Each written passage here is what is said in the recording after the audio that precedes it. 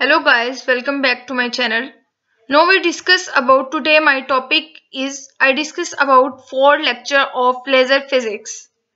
ठीक है, इसमें जो टॉपिक्स हम लोग डिस्कस करेंगे वो एम्प्लीफिकेशन ऑफ लाइट है, ऑप्टिकल फीडबैक है. Okay, how amplified light is amplified and how optical feedback are done in the laser light. Okay,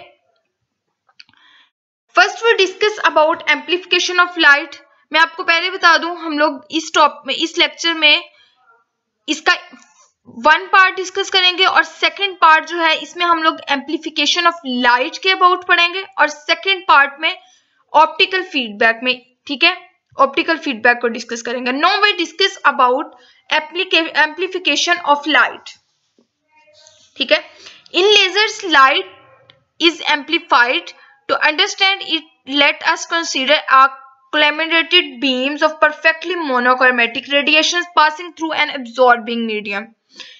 First of all, laser में हम लोग जो है, लेजर क्या होती है, मोनोक्रोमेटिक होती है. फर्स्ट टॉपिक में हमने पढ़ा था मोनोक्रोमेटिक होती है. ठीक है, यूनिडायरेक्शनल होती है. मोनोक्रोमेटिक का मतलब है कि उसमें किसी भी चीज की जो है वो एडिशन नहीं होती. ठीक है, और यूनिडायरेक्शनल का मतलब है कि लाइट जो है वो एक जगह पे फोकस हो जाती है. ठीक है, जैसे अब हमारी जो लेजर लाइट होती है, रेड लाइट, लेजर लाइट जो है, रेड लाइट वो ज्यादा मतलब उसके साथ आईज खराब हो जाती हैं, वो कहते हैं आईज में नहीं डालनी. ठीक है, तो उसका जो होता है लेजर लाइट जो होती है वो आईज के लिए डेंजरस होती है. एप्लीकेशंस में पढ़ा था. ठीक है, और अब अगर मैं आपसे इधर क्वेश्चन करूं कि लेजर लाइट जो है वो यूनिडायरेक्शनल है या जो हमारे घरों में जो होम्स में बल्ब्स लगे होते हैं, वाइट लाइट्स, वो ज्यादा यूनिडायरेक्शनल है या लेजर लाइट है. तो लेजर लाइट जो है वो एक जगह पे मोनोक्रोमेटिक मतलब एक जगह पे फोकस हो जाती है, लेकिन जो व्हाइट लाइट होती है वो स्प्रेड हो जाती है. ठीक है, ये आई नॉट है. आई नॉट जो है ओरिजिनल इंटेंसिटी, आई एक्स मटेरियल की इंटेंसिटी. ठीक है, और इन दोनों को ऐड करके डेरिवेटिव इसका ले लेंगे. ठीक है, एक्स जो है वो मटेरियल है. ठीक है, यहां से लाइट अंदर जा रही है, इस पे इंटेंसिटी हो रही है, इंटेंसिटी को अंदर हम लोग यहां से फोटॉन्स जा रहे हैं और यहां से जाके एमिट कर रहे हैं. Okay,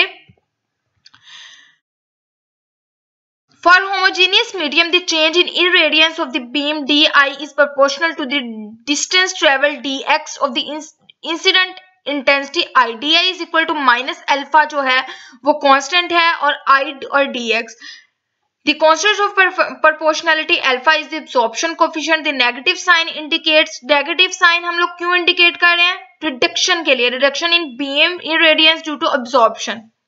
okay, now we discuss about derivation of amplification of light. By integrating we have I is equal to I naught e raised to power minus alpha x, where I naught is the intensity of light, and we discuss about examples. इसमें हम लोग 1% of light incidents दी हुई है. ठीक है, और 0.1 जो है वो लेंथ है. ठीक है, तो यही वाला फॉर्मूला लगेगा. अल्फा जो है वो 0.01 है, एक्स जो है वो 0.1 है. ठीक है, जो कि 100 मिलीमीटर के इक्वल है. तो इसमें पुट करके क्वेश्चन निकालेंगे, एक्सपोनेंशियल ले लेंगे. फाइनली हमारा जो आंसर है वो 36.8% आएगा.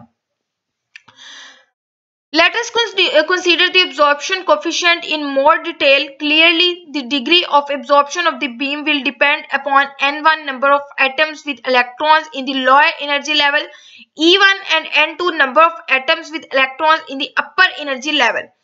If n2 is 0, then the absorption would be maximum. ठीक है, while if all of the atoms are in the upper level, the absorption will be 0 and the probability of stimulated emission would be large.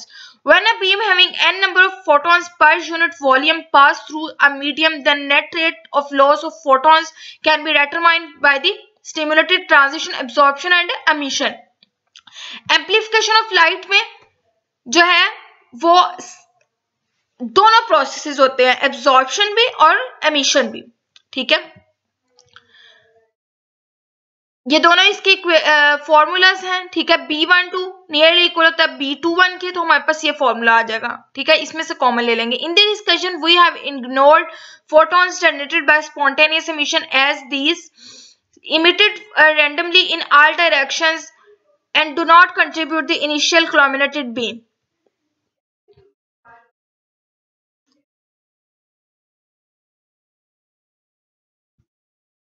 Now we discuss about example of amplification of light. We discuss about optical feedback. The signal is amplified as it passes through the medium, and feedback by mirror saturation is reached when the gain provided by the medium exactly matches the losses incurred during a complete round trip. ये mirrors लगे हुए हैं, ठीक है। ये M1 और M2 लगा हुआ है, ठीक है। इसमें जो है वो लाइट जा रही है और यहाँ से पार्शली ट्रांसमिट हो रही है। R1 जो है हमने 100% लगाया और R2 जो है वो 90% लगाया हुआ है, ठीक है। ये एक्टिव मीडियम है L जो है, और ये लेजर लाइट हमारी ट्रांसमिट हो रही है।